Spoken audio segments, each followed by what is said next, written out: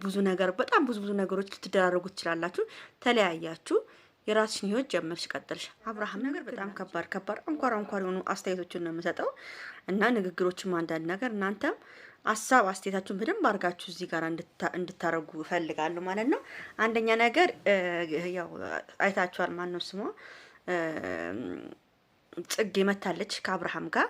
ለአብርሃምም ጥያቄዎችን አቅርባለን ነበረ። እንግዲህ አብርሃም የሚመቸኝና የምወደው ሰው ነጋ ነው እንጂ መኖር ያለብኝ የሚያከብረኝ ሰው ጋር ነው መሆን ያለብኝ እንጂ እኔን የሚያዋርደኝና ለእኔ ተንኮል የሚያስብልኝ ሰው አብሬው አልኖርም እያለ ነው።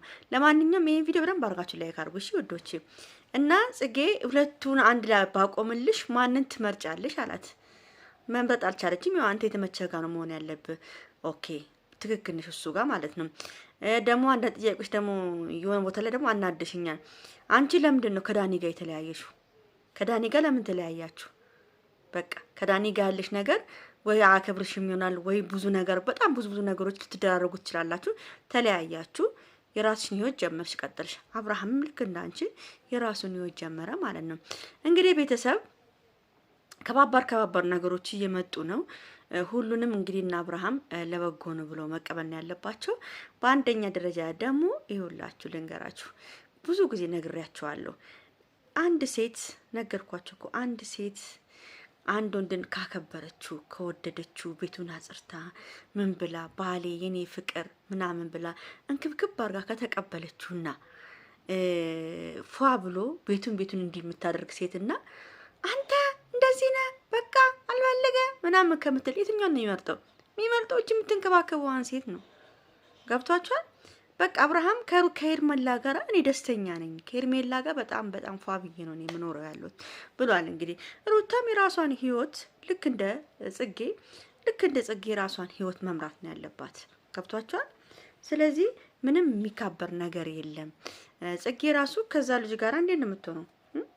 ፍትፍትፍትፍትፍት እያለች አንድ ምሰራው። በቀደም ካያችሁ ራቁቷን እርቃነ ስጋዋን እግዜር ያሳያችሁ ፎጣ ብቻ አርጋ እየሻፈደች የምትሰራ ሴት ታዲያ እንደዚህ አይነት ሴት ጋር እንዴት ነው ዳኒ የሚሆነው? ገብቷችኋል? ስለዚህ ጽጌ ቦታሽን ይዘሽ ቁጭ በይ። ምንም መሀል ገብቶ እንደዚህ ነው አሁን ከረፈደ በኋላ ነው እንደምትመጪው የምትቀባጥሪ መተሽ። ስለዚህ ማንም ሰው በእናንተ ራሳችሁ አብርሃምና ሄርሜላ ከዚህ በኋላ ሰው ማስገባት የለባችሁም። ማንንም ማመን የለባችሁም። እኔ የምላችሁ ራሱ እቺ ሜሪ የምትባል ሴትዮ ራሱ ተንከሲስ ከባድ ሴራ ነው እያሴረችባቸው ያለችው። አብርሃምና ሄርሜላን ለማዋረድ ነው ይሄ ሁሉ ሴራ የምታሴሩ። ግን እነሱ አይዋረዱም። ለአብርሃም 1 ሚሊዮን ብር ብርቁ አይደለም። ነገር ይዘሽ ጠምበሽ ከመጣሽበት ማለት ነው። እንግዲህ ቤተሰብ ዛሬ ደግሞ የሄርሜላ ወንድም ደግሞ አሜሪካ ሊሄድ ነው ብሎ ፏድ ምቅል ነበር። እኔ ግምላችሁ ማለት ነው። እኔ በጣም ነገር አሜሪካ ዝም ብሎ አባት ቤት መሰለኝ እንደ አሜሪካ ዝም ብለ ጥልቅ ብለ የምትሄደው እየተነሱ ልንሄድ ነው። የት አውሮፓ? ይሄን አውሮፓ የት ነው አውሮፓ የምትሄዱት? የት ብላችሁ ነው? በምን ምክንያት በሶስት ቀን የሚጨረስ እዚህ በአፍክ በዩቲዩብ ላይ እኛ እንደምትፎግረው መሰለ እንደኛ አውሮፓ እንዴት እንደሚከራ እናቀም እንዴ? አውሮፓ እንደናንተ አወራር ቢኬድማ እኛ ራሳችንም እንሄድ ነበር። ምን አይነት እንከፍ ናቸው በእናታችሁ። እኛ ፋራ አይደለንም። አብሶ እንሳፍራለን እያላችሁ ቪዲዮ አትስሩብን። ልንሳፈር ነው ብላችሁ ካልተሳፈራችሁ ሁላችሁንም ነው ማዋርዳችሁ። ሁላችሁንም ዝም ብላችሁ አፋችሁን አትክፈቱ። ሳትሳፈሩ እንሳፈር ነው አሜሪካን፣ እንግሊዝ፣ አውሮፓ። ማን ስለሆንክ ነው በ3 ቀን ተነስተ አውሮፓ፣ እንግሊዝ፣ አሜሪካ የምትገባው? ምን ስለሆንክ በሳምንት ውስጥ ተነስተ እንትን ልትሄድ? እኔ በጣም ነው የሚገርሙኝ አንዳንዶቹ። እግዚአብሔር አንድ ሰው ልሳፈር ነው ብለስ ካልተሳፈረ ልኩን ነው ጠቅማጥ እንደያዘ ሰው ነው ማድረገው። አትዋሹ። እንሳፈራለን እያላችሁ ሁላችሁም ውሸታሞች። እንሳፈራለን። የሩታ መሳፈርማ ተውት። እግዚአብሔር ይመስገን። ሰሞኑን አሁን ደግሞ ጀምራለች እና አብራል እንሳፈር ነው ደግሞ ሲሉ እነሱም እንሳፈር ነው ምናምን ስትል ነበረ። እኔ በጣም ነው የሚገርም። እኔ ማርያምን አንዳንዴ ሳስበው ሩታ አልቆረጠላትም።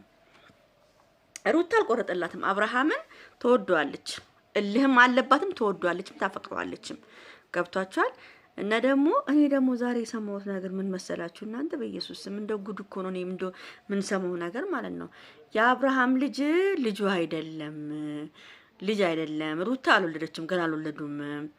እና ልጁ የዘመር ልጅ ነው። ለቪዲዮ ጊዜ ነው የሚመጣው እንጂ አብሯቸው ራሱ አይሉ እንዴት ይሄን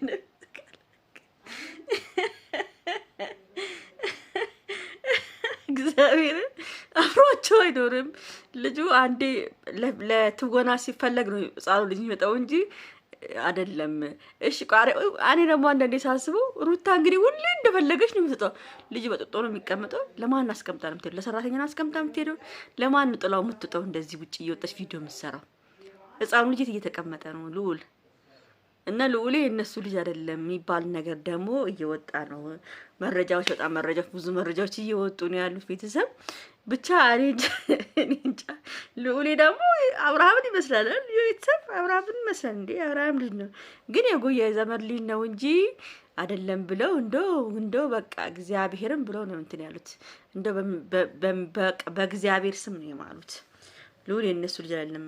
ሩታና እንዴት ታዲያ ቦርጫዋ እንዴት እንደዛ ቦርጭ ወጣ ምናምን እኔ ብቻ አላውቅም። እንደዛ እኔም እኮ አልወለደችም ምናምን እያሉ ነበር። ብቻ እግዚአብሔር ነው የሚያውቀው። ያው ልዑሌ የእነሱ ልጅም ሆነ አልሆነም ግን አብሽን ነው የሚመስለው። እኔ ግን ልጁ ነው ብዬ ተቀብያለሁ። እኛን ከሸወዱን እግዚአብሔር ይሸውዳቸው። እኛ ምንም አንልም። እግዚአብሔር ነው የሚያየው። ልጅ በረከት ነው። ልጅ ጸጋ ነው። መቼም እኔ አላውቅም። ሆዷ እንዴት የሩታ አፍንጫው አልሰፋም፣ አላበጠም፣ እግሩ አላበጠም። ምንም እንደ እርጉዝ አልነበረችም ካስታወሳችሁ። እንጃ አላውቅም። ብቻ ይሁን ያርግላቸው፣ እግዚአብሔር ያውቃል። ለማንኛውም ይሄን ቪዲዮ ላይክ፣ ሼር፣ ሰብስክራይብ አድርጉ። ቻው ቻው።